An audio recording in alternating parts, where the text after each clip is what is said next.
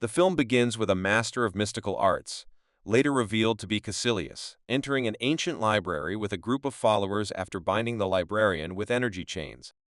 Caecilius decapitates the man with 2 large knives. He then picks up the book and tears out a few pages. As he was walking, the owner of the book appeared and said to him, "These rituals will only make you sad, but Caecilius and his followers will use the portal to travel to another city." This person was always following them. As she fought them, she began to reshape the city's streets and buildings.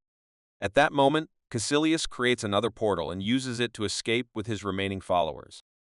In New York City, an experienced doctor named Stephen Strange performed delicate brain surgery at General Hospital.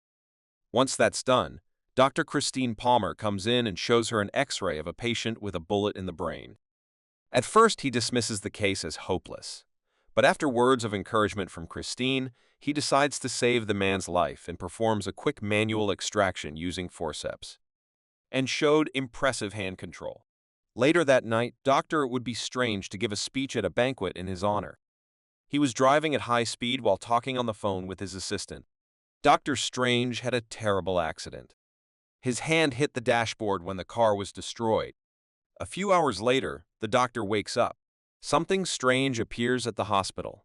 There, he finds Christine and tells her that the injury to her hand is irreparable and that she can no longer work as a brain surgeon. The next day, Dr. Strange tries various techniques to get his hand back, spending all his money on experimental procedures, but each failure only makes him more bitter and hateful. One day at a treatment site, a doctor told a story about a paralyzed man who was able to walk again after several years. Dr. Strange doesn't believe him and demands the file. The next day, Dr. Strange meets another neurosurgeon and asks for his help, but he refuses. Meanwhile, Christine comes in and tries to cheer him up by saying, "It's not over," but he feels sorry for himself, even though there are other things that could give life meaning. Nearby, he decides to break up with Christine. After Dr. Strange receives the paralyzed man's file, he visits him in person and finds him playing basketball. Initially, Jonathan Pangborn refused to speak to Dr. He is strange to talk to because he did not even accept to meet in the past. The doctor then shows him his hand is messed up and says he is no longer a doctor. Jonathan tells him that he has received help from the Master's mysterious sages, but warns that their help comes at a high price. The next day, Dr. Strange goes to Kathmandu to search for Cumberbatch. He is noticed and tracked by another master named Carl Mordo, who saves him from 3 thieves who tried to steal his luxury watch, his last remaining possession, Christine's gift. Mordo takes him to Cumberbatch, where he introduces him to the old woman he had seen fighting Caecilius earlier. Dr. Strange asks her how she was able to cure a paralyzed man. She tells him that the old woman knows how to recondition her mind to better heal her body.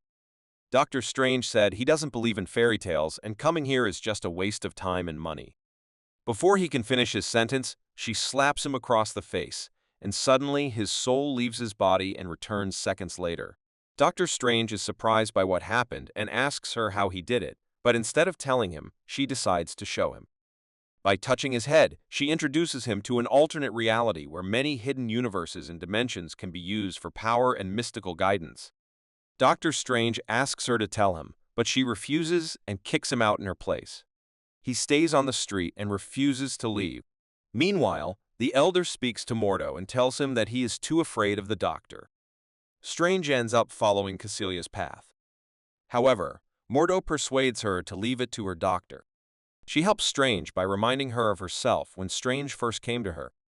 Later, she changed her mind and accepted her doctorate. She is Strange as a student, teaching her eldest son, Dr. Strange, everything she knows in the next few weeks. He learns and understands that there are many worlds and dimensions in this universe. Dr. Strange also read a lot and began to demonstrate his skills, but his arrogance limited the fruits of his efforts. One day during training, an old man came and asked everyone except the doctor, "It's strange to go."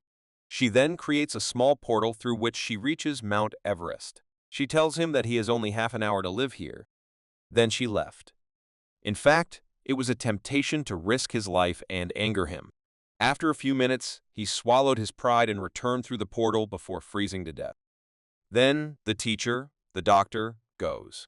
Strange goes to the library and asks for more books, but Wong refuses to give them to him.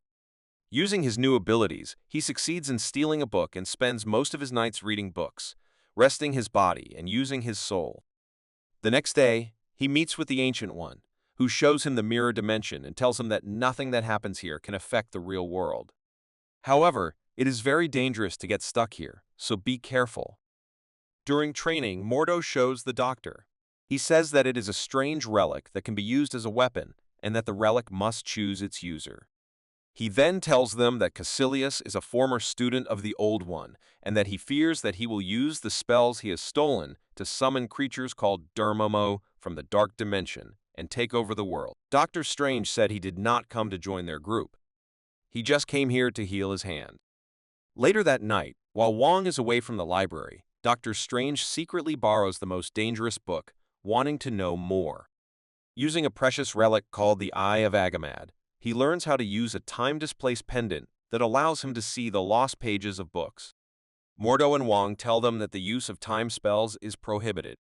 This is because the time spell causes a time loop in which the user is trapped forever, allowing evil forces to invade his universe. Wong then explained that his 3 havens of hours are in London, New York, and Hong Kong, where the group watches over the world.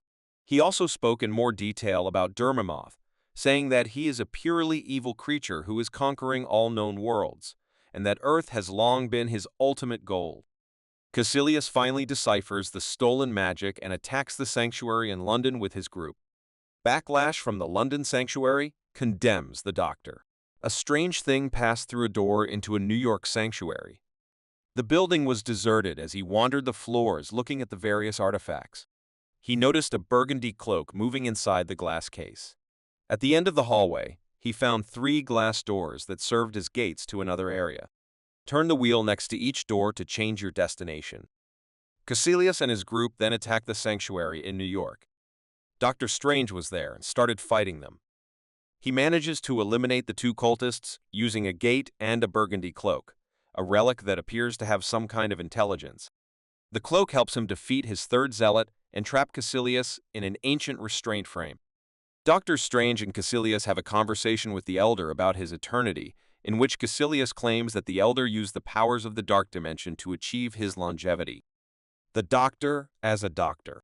When Strange lets his guard down, a 3rd maniac revives him and stabs him, but Strange manages to open the gate to the hospital closet where Christine works.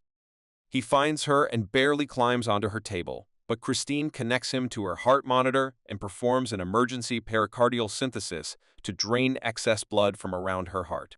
Strange continues to fight the fanatics using his astral body, but although Christine cannot see it, she senses something happening in her room.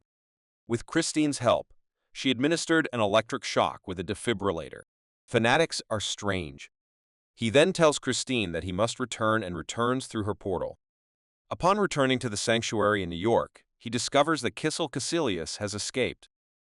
Then Mordeo and the old man come and beat the Doctor. Strange proposes to take over the sanctuary in New York. They were impressed to see that the Cloak of Levitation had chosen him.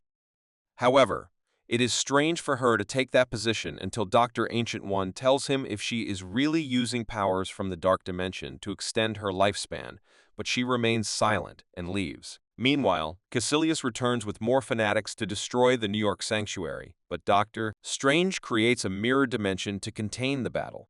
Caecilius uses his powers to alter the city and confuse Dr. Strange, who attempts to escape through a portal before killing him in Mordo. An old man appears and saves her. She begins to fight, but this time Caecilius is too strong. After stabbing her girlfriend, she fell from a building and was fatally injured. Dr. Strange takes her to Christine's hospital, but she is already too late. He follows her soul in his astral body and has a conversation with her overlooking New York City, where she tells him that this is the end of herself. Back in New York Sanctuary, it's weird and Malt that Dr. Hong Kong's sanctuary is the next target. After arriving there via a portal, they discover that Hong Kong's sanctuary has collapsed. Additionally, Juan is killed, and the dark dimension of Dharma is growing from the sanctum's location. Dr. Strange uses the Eye of Agamotto to carry out this process, but Exil Julius recovers and succeeds in killing the Doctor. To stun Strange, stop the process before it completes. Doctor Strange has an idea and flies into the heart of Dormammu's dark dimension. He confronts Dormammu and succeeds in creating an infinite time loop. Dormammu kills Doctor Strange in various ways, but each time Doctor Strange dies, time is always reset to the beginning of the showdown. Dormammu becomes angry, but ultimately agrees to leave Earth alone in exchange for Doctor Strange stopping the time loop. Returning to his travels, Doctor Strange sends Caecilius and his crew into the Dark Dimension just before being exiled. Mordo is also angry that Doctor Strange broke the rules in using the Time Pendant and that he used powers that the Elder considers forbidden to prolong her life. So he decides to leave the group and walks away. Meanwhile, Doctor Strange returns the Eye of Agape to its protected location in Kemertage, and Wong tells him the secret about the Eye, which contains one of the 6 Infinity Stones. And the movie ends here.